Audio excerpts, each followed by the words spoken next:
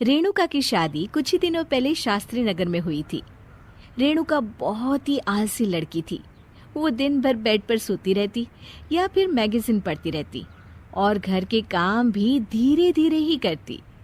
एक दिन उसकी सास उसके पास आती है। बहू, आज बेसन का चिला बना दे, बड़ा मन कर रहा है। हाँ मम्मी जी, बनाती हूँ थोड़ी देर में। थोड़ी देर में? अरे थोड़ी देर में तो रात के खाने का वक्त हो जाएगा बहू। अच्छा मम्मी जी, तो फिर आप रात का खाना ही खा लीजिएगा ना। हे भगवान, कैसी आलसी बहू मिली है मुझे, हर काम को बस टालती ही रहती है। रेणुका दिन भर बस आलस पना ही करती रहती। एक बार रात के खाने पर सब बैठे हैं तो रेणुका का पति कहता है, अरे ये क्या, आज फिर से करेला? रेणुका, हफ्ते में तीसरी बार ऐसा हुआ है कि करेला बन रहा है। कुछ भी बना लिया करो।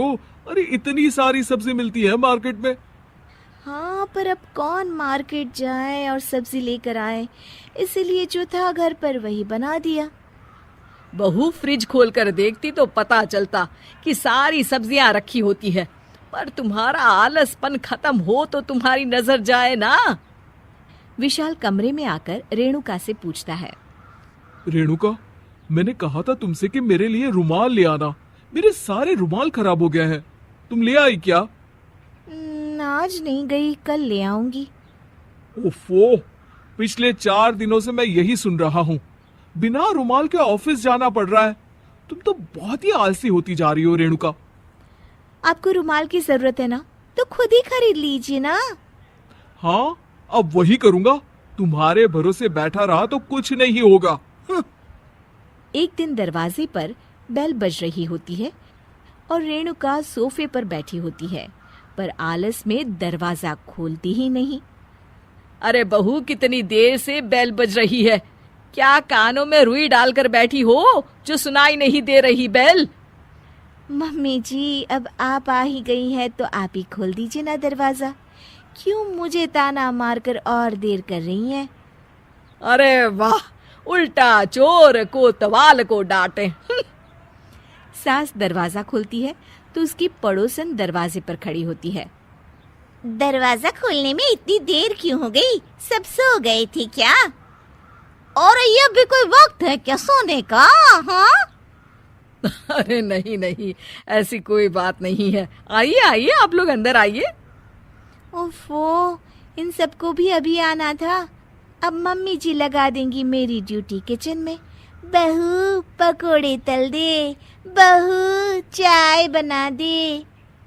अरे बहू, सो गई क्या? कब से आवाज दे रही हूँ, जा चाय बना कर लिया। हाँ मम्मी जी, अभी जाती हूँ थोड़ी देर में। सास रेणुका को आंख दिखाती है। मतलब थोड़ी ही देर लगेगी चाय बनाने में, अभी ले आती हूँ, बस झटपट।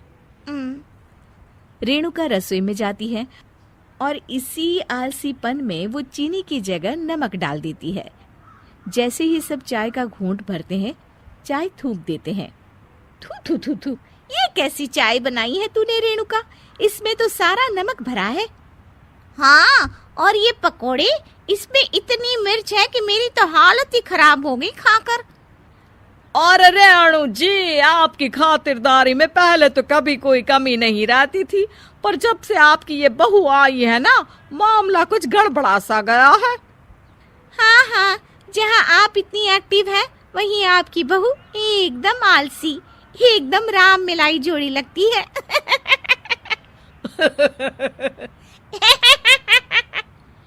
अच्छा जी, चलते हैं अब। नमक वाली चाय पिलाने के लिए बहुत बहुत शुक्रिया। सब वहां से चले जाते हैं। अरे तूने तो मेरी नाक ही कटा दी बहू। वे लोग क्या सोच रहे होंगे मेरे बारे में?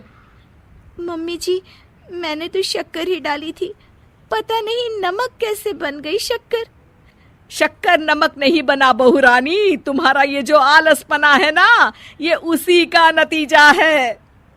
सॉरी मम्मी जी, अब मैं ये आलसपन छोड़कर सारे काम